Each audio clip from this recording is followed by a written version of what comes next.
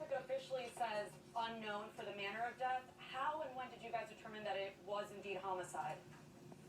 Well, that was determined early on in the investigation. Why was the death certificate not changed? Or I guess when was that determined? Because the death certificate says unknown still. I can't answer that question. But it is, in fact, he was killed. It was a homicide. That's correct. Okay. Can you tell us a little bit more about that part of the case, of what you know of how he was killed or what happened to him? Well, I described the injuries. He had abrasions, he had contusions, so he basically had blunt force trauma. From what I understand, he was also emaciated.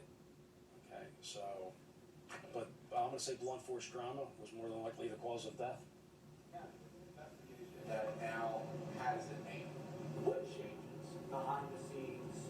What does this give your detectives? Where do you go from here? All right, so the job's, it's over 65 years old now. All right, so that's definitely, it's going to be an uphill battle for us to definitively determine who caused this child's death. If this technology had been available to us 20 years ago, it might have been a completely different story. Because once you identify who the child is, and then that's you start beginning with family members. Well, at this point in time, a lot of the family members who would have been old enough to have a memory of any incident that might have occurred are normally long gone. Possibility that we may have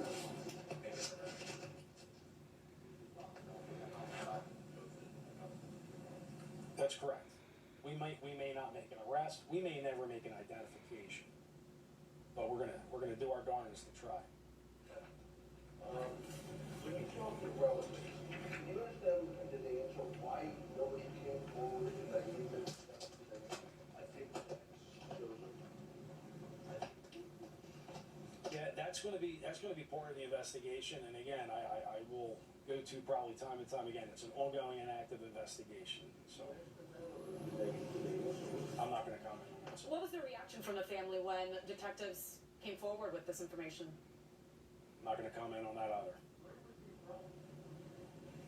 Where was the child from? What section of the city?